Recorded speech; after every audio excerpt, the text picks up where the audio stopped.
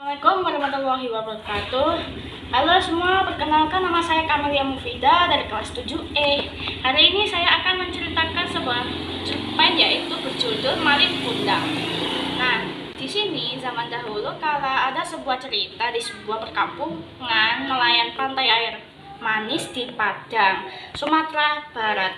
Ada seorang janda bernama Manderubaya yang hidup bersama anak laki-lakinya yang bernama Malin Kundang. Manderubaya sangat menyayangi dan memanjakan Malin Kundang. Malin kemudian tumbuh menjadi seorang anak yang rajin dan penurut. Ketika Manderubaya sudah tua, ia hanya mampu bekerja sebagai penjual kue untuk mencukupi kebutuhan dirinya dan anak tunggalnya.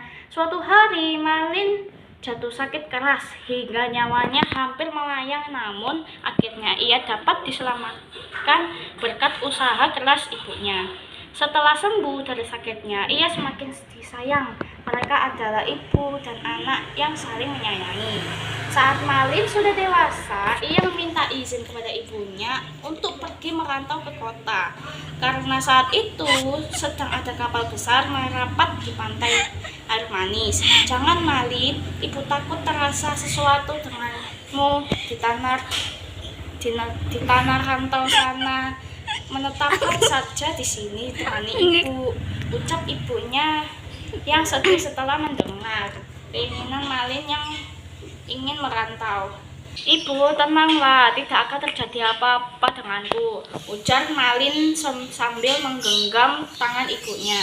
Ini kesempatan, Bu, karena belum tentu setahun sekali ada kapal besar merapat di pantai ini. Aku ingin mengubah nasib kita, Bu. Izinkanlah, pinta Malin memohon. Baiklah, ibu izinkan. Cepatlah kembali.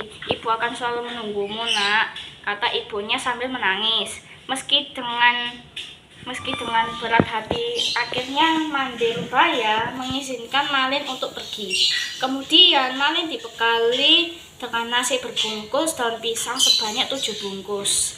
Untuk bekalmu di perjalanan, kata sambil menyerahkan pada Malin. Setelah itu, Malin Kundang berangkat ke tanah rantau meninggalkan ibunya sendirian. Hari demi hari terus berlalu. Hari terasa lambat bagi Manderubaya. Setiap pagi dan sore Manderubaya memandang ke laut. Sudah sampai manakah kamu berlayar, nak? Tanyanya dalam hati sambil terus memandang laut. Waktu kemudian, ketika ada kapal yang datang merapat, ia selalu menanyakan kabar tentang anaknya. Apakah kalian melihat anakku, Malin? Apakah dia baik-baik saja? Kapan ia pulang? Tanyanya.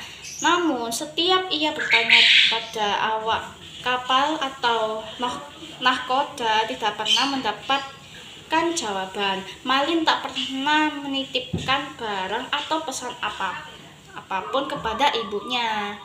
Bertahun-tahun Manderubaya terus bertanya, namun tak pernah ada jawaban hingga tubuhnya semakin tua dan kini jalannya mulai terbungkuk-bungkuk. Pada suatu hari, Manderubaya mendapat kabar dari nahkoda yang dahulu membawa Malin. Nahkoda itu memberi kabar bahagia pada Manderubaya. Mande, tahukah kau anakmu kini telah menikah dengan gadis cantik, putri seorang bangsawan yang sangat kaya raya, ucapnya saat itu. Malin, cepatlah pulang kemari, nak. Ibu sudah tua, Malin. Kapan kau pulang? Rintinya pilu setiap malam. Ia yakin anaknya pasti datang. Benar saja, tak berlama kemudian di suatu hari yang cerah, dari kejauhan tampak sebuah kapal yang megah dan indah berlayar menuju pantai. Penduduk desa mulai berkumpul. Mereka mengira kapal itu milik seorang sultan atau seorang pangeran. Mereka menyambutnya dengan gembira. Manderubaya amat gembira mendengar hal itu.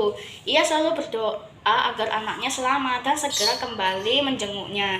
Sinar keceriaan mulai menghampirinya kembali. Namun hingga berbulan-bulan semenjak ia menerima kabar Malin dari nahkoda itu, Malin tak kunjung kembali untuk menengoknya.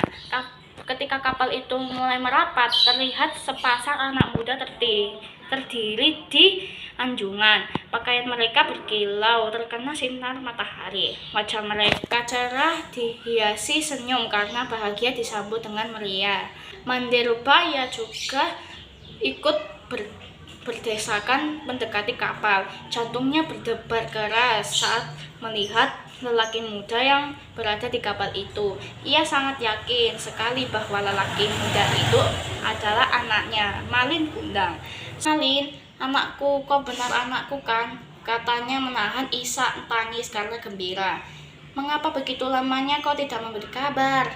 Malin terkejut karena dipeluk perempuan tua renta yang berpakai compang-camping itu.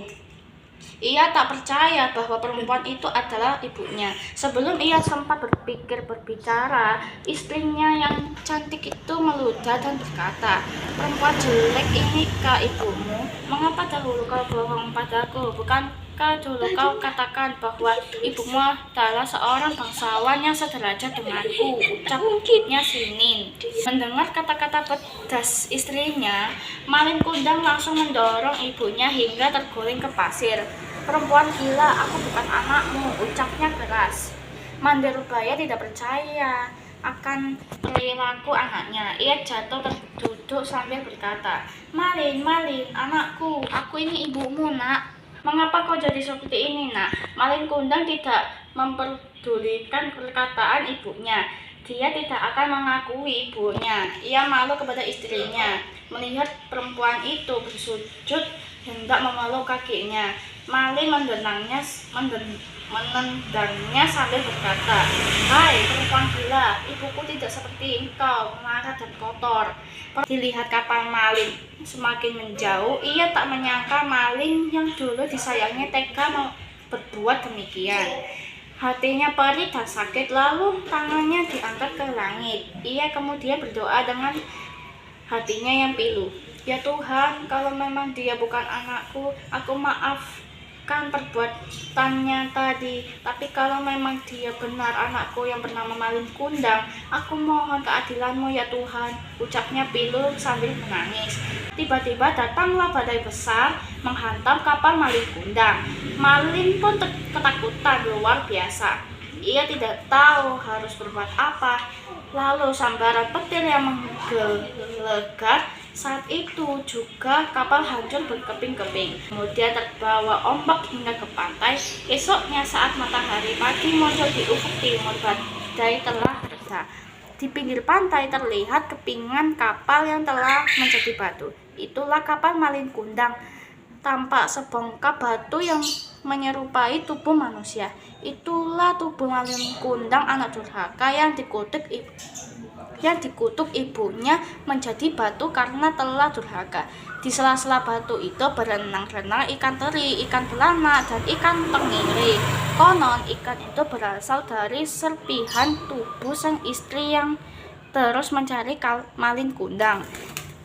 Itulah kisah Malin Kundang, si anak durhaka dari cerita cerpen tersebut. Terima kasih atas cerita dari saya. Maaf jika ada kesalahan dari video tersebut. Wassalamualaikum warahmatullahi wabarakatuh.